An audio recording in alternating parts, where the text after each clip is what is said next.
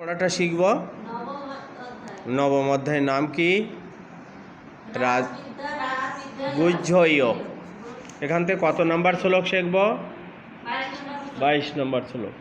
22 নম্বর শ্লোক কে বলেছেন? শ্রী ভগবান বলেছেন।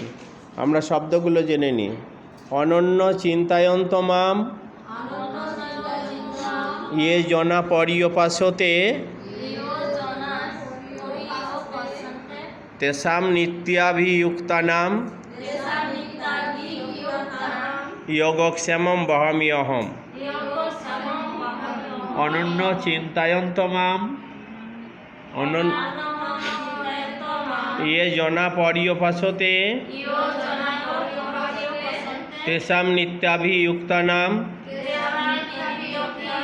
যোগক্ষেমং বহাম্যহম।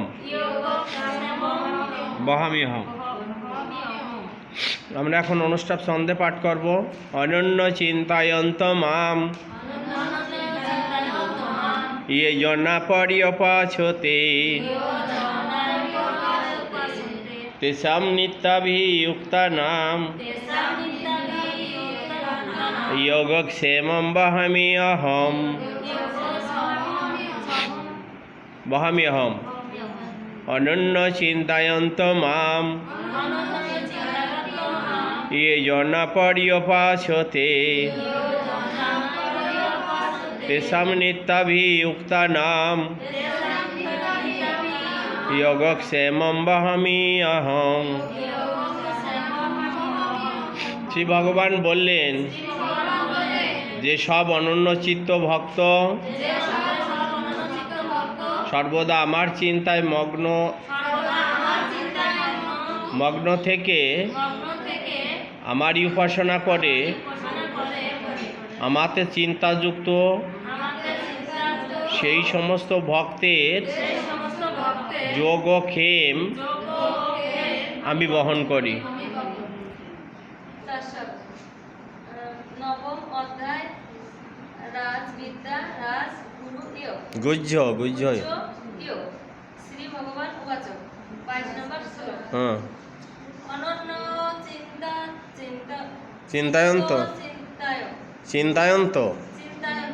অনন্য চিন্তায়ন্ত মাম পর্যপাসতে তেষাং নিত্যাভিযুক্তানাং যোগক্ষেমং বহাম্যহম।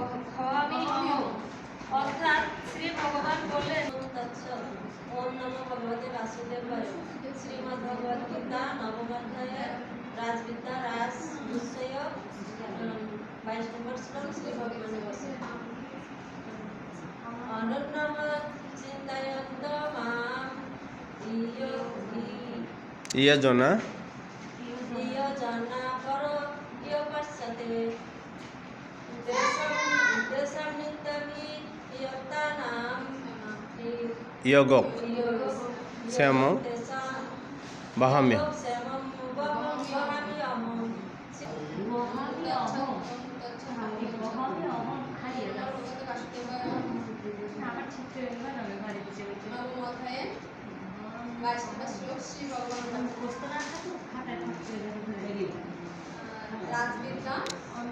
রাজগুহ্যয়োগ